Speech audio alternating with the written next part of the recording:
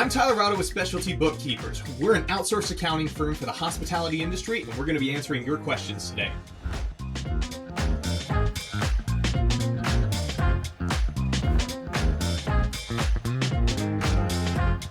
The main question is, which KPIs should you be keeping track of? And that's a hard question to answer because every business is different. There's always something different that you can be doing to help move the needle for your industry. Some of the main things that are going to be static across the board are cost of sales margins, labor margins, maybe even top line profit margin. Now, you may be asking, can you do KPI calculations separate of accounting? And no, the two go hand in hand. The accounting is the foundation of the house that we are going to put our metrics on and our KPIs to grow our business. We often get asked, what is the difference between accounting and bookkeeping and tracking your KPIs? And for us, it's a difference of offense versus defense, right? Bookkeeping is getting your financials done so you are compliant, so that you have everything you need in place for tax season. Metrics and KPIs is that next level. It's taking your business to the point where you can identify those key levers that you can focus on to drive profitability and grow your business. So how can you identify those KPIs that are going to help you grow your business? Well, it's a little bit of an art form. And sometimes we advise that you get connected with help that specializes in your industry. But for the most part, it's going to be derivative on what is your primary expense and how to drive revenue. So let's look at some examples. So when is the right time to start tracking KPIs for your business? Well, that's up to you. How fast do you want to go? Not everyone needs to track their caloric intake every day, but if you want to get healthier, it's a good thing to do. Same thing for your business, that you can survive without this, but if you're serious about the health of your business, you want to start tracking those KPIs as soon as possible. Daryl from Chicago writes, we run an online shop that sells specialty tools. We have great revenue statistics on our website, but what else should we be looking at to start tracking or increase profitability? Well, Daryl, I love retail because there are so many things we can do. The big one is cost of sales margin. Looking at your cost of sale expense divided by revenue. And you can start breaking that out between product lines too if you track those costs separately and the revenue separately. This is going to allow you to make sure that your costs aren't incrementally increasing on you. And if they do, revenue might have to follow proportionately. Another thing retail shops have is usually a human component that has to deliver on the service. This would be your labor, and you want to track your labor margin as a percentage of revenue. So just like cost of sales, you can see if it's going up or down and figure out the reason why and have to adjust maybe on the labor staffing side or increase your prices to adjust. One of the other ways we can drive profit is by tracking our shipping margin, the cost of our shipping expense divided by our revenue. There are certain things that can happen in the world, such as gas price increases or turmoil in other countries, that are going to increase the cost of shipping items. If that margin starts to go up, we may have to adjust our prices as well to cover that margin increase, and therefore we can maintain profitability. Daryl mentioned he already has great revenue statistics such as the customer lifetime value, but you should also know the cost to acquire a customer.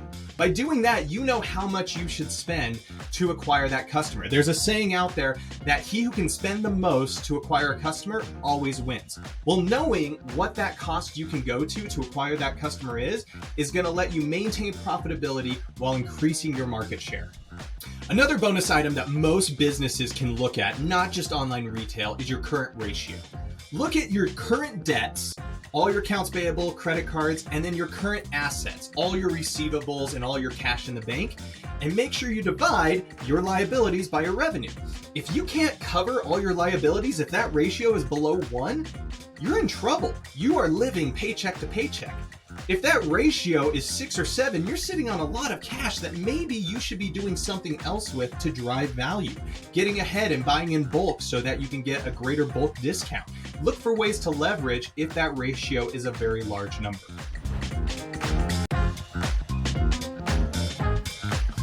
Tina from Oklahoma writes, I'm managing a small short-term rental business, and we haven't been as disciplined about business metrics as we should be. Are there any metrics I should be paying more attention to?